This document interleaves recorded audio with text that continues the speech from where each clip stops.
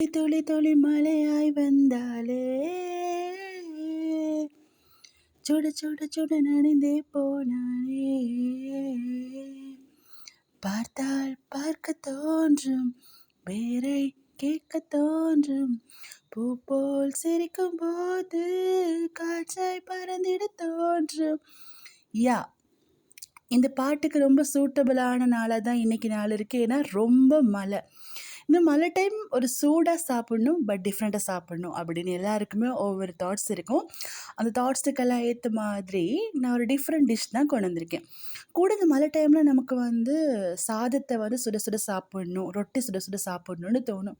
But அதுக்கு சட்னியாக குழம்பா என்ன இருந்தாலும் என்னடா இது அந்த மாதிரி இருக்குது, ஒரு புதுசாக எல்லாமே இருக்குது அப்படின்னு தோணும். அதுக்காகத்தான் நான் இன்றைக்கி உங்களுக்கு கொண்டு வந்திருக்கேன் பருப்பு சாஷா.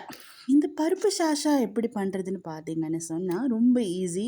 இந்த பருப்பு சாஷா நீங்கள் டயபெட்டிஸ் அந்த மாதிரி ஹெல்த் இஷ்யூஸ் உள்ளவங்களுக்கும் கொடுத்துக்கலாம். மற்றது கிட்ஸ்லேருந்து பெரியவங்க வரைக்கும் எல்லாருமே விரும்பி சாப்பிட்ற மாதிரி நான் இந்த பருப்பு சாஷா பண்ணியிருக்கேன்.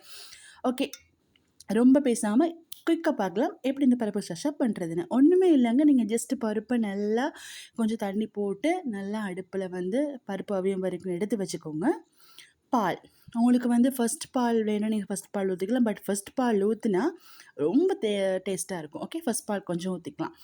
நல்லா பருப்பத்தோடு கலந்து மிக்ஸ் பண்ணி வந்ததுக்கப்புறமா நீங்கள் இன்னொரு சின்ன தாச்சியோ அல்லது சின்ன ஒரு பாத்திரமோ வச்சு அதில் கொஞ்சமாக ஆயில் விட்டு நீங்கள் அதில் கருவேப்பிள்ளை, வெங்காயம், நீங்கள் வளமையாக யூஸ் பண்ணுற பச்சை மிளகாய் எல்லாம் யூஸ் பண்ணிட்டு இதோட இன்னொரு முக்கியமான ஐட்டத்தை சேர்க்க போகிறீங்க.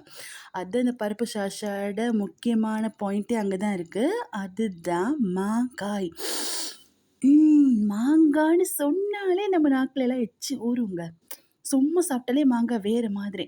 அந்த மாங்காவே கட் பண்ணி பருப்புக்குள்ளே போட்டால் அந்த மாங்காவை நாங்கள் ரொம்ப சின்னதாக கட் பண்ணாமல் கொஞ்சம் தெரிகிற மாதிரி அழகாக கட் பண்ணி அதையும் அந்த பாத்திரத்தில் இருக்க அந்த வெங்காயம் உள்ளியோட வதக்கி அதை அப்படியே நாங்கள் பருப்பில் ஆட் பண்ண போகிறோம். நம்ம ஸ்ரீலங்காவில் தாங்க இந்த மாங்காயெல்லாம் போட்டு பண்ணுறதில்ல. இந்தியாவிலலாம் பார்த்திங்கன்னா நிறைய ஐட்டங்களுக்கு இந்த மாங்காய் மிக்ஸ் பண்ணுறாங்க. ஆக்சுவலி இந்த கறிக்கு மாங்காவோட அந்த டிக்லஸ் தன்மையை மிக்ஸ் பண்ணும்போது வேறு லெவலாக இருக்குதுங்க.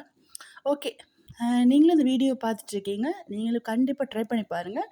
ட்ரை பண்ணி பார்த்துட்டு எனக்கு கமெண்ட்ஸ் சொல்லுங்கள். பட் இது ரொம்பவே நல்லாயிருக்கும். இதை விரும்பி சாப்பிடாத ஆட்களே இருக்க முடியாது. இந்த மழைக்காலத்துக்கு என்ஜாய்.